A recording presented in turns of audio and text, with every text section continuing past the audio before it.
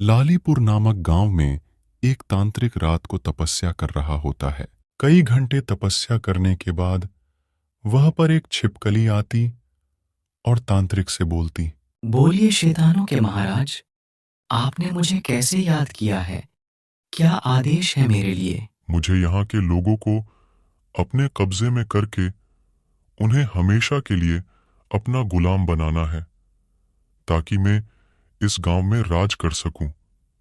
इसके लिए मुझे तुम्हारी आवश्यकता है। हाँ महाराज, बोलिए मैं आपकी क्या सेवा कर सकता हूँ? इसके लिए तुम्हें इस गांव के अंदर जाना होगा और पूरे गांव में भयंकर तबाही मचानी है, जिससे लोग डर के मारे इधर उधर भागने लग जाएं।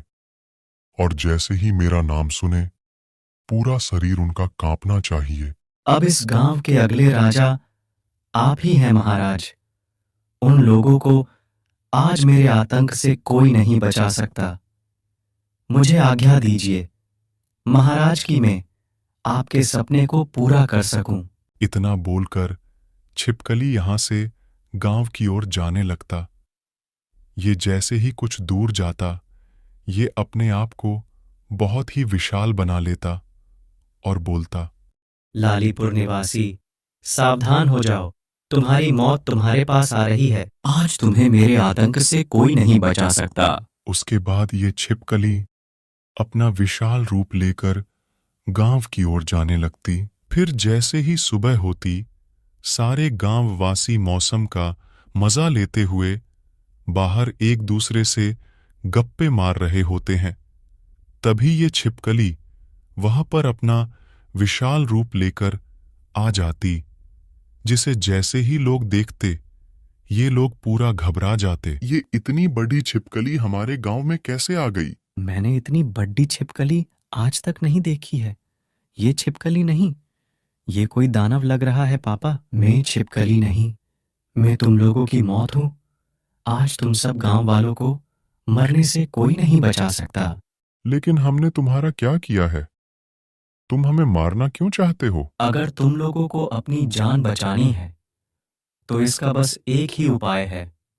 तुम लोगों को हमारे महाराज राजा भूतचंद्र को अपना महाराज मानकर जीवन भर उनकी गुलामी करनी होगी। फिर ये लोग कुछ देर आपस में सोच विचार करने के बाद बोलते। हम इसके लिए तैयार हैं, लेकिन हमें कुछ दिन का समय चाहिए, फिर हम खुद उन्हें राजा स्वीकार लेंगे। ठीक है, मैं तुम लोगों को एक दिन का समय देता हूँ। उसके बाद सभी लोग मिलके आपस में इससे बचने का उपाय सोचने लगते। हम किसी की गुलामी नहीं कर सकते। हमें कैसे भी करके इससे बचने का उपाय सोचना होगा। लेकिन रघु, हम इतनी बड्ढी छिपकली का सामना कैसे करेंगे? कैसे गांव वालों को बचाएंगे? हमारी एक गलती पूरे गांव को बर्बाद कर सकती है। तभी बूढ़ी अम्मा बोलती। अब हमें बस काली भालू ही बचा सकता है। ये काली भालू कौन है बूढ़ी अम्मा, और हमें कहाँ मिलेगा? आज से 500 साल पहले इस गांव को खुश होकर एक साधु ने वरदान दिया था कि यहाँ जब भी कभी इस गांव में कोई मुसीबत आएगी, तो उस समय गांव वाले अगर रात को तपस्या करेंगे तो एक काली भालू आएगा जो इस गांव को कोई भी मुसीबत से बचाएगा। अगर ऐसी बात है तो हम इसके लिए तैयार है।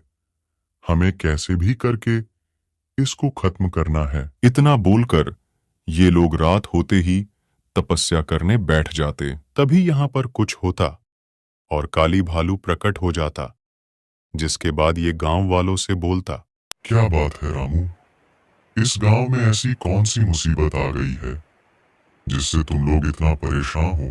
तभी रामू सारी कहानी काली भालू को बताता, जिससे ये पूरा गुस्सा होकर बोलता। उसकी इतनी हिम्मत कि वो इस गांव को कब्जे में करे। आज उन दोनों को कोई नहीं बचा पाएगा। उसके बाद ये बौखलाए हुए उन दोनों के पास जाता और बोलता।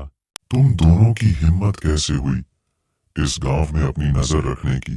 कौन हो तुम और यहाँ क्या कर रहे हो? मैं तुम्हारी मौत हूँ और तुम्हें आज हमेशा के लिए खत्म करने आया हूँ। इतना बोलकर उन्हें जिंदा जलाकर मार डालता और फिर यह पूरा गांव इन दोनों के आतंक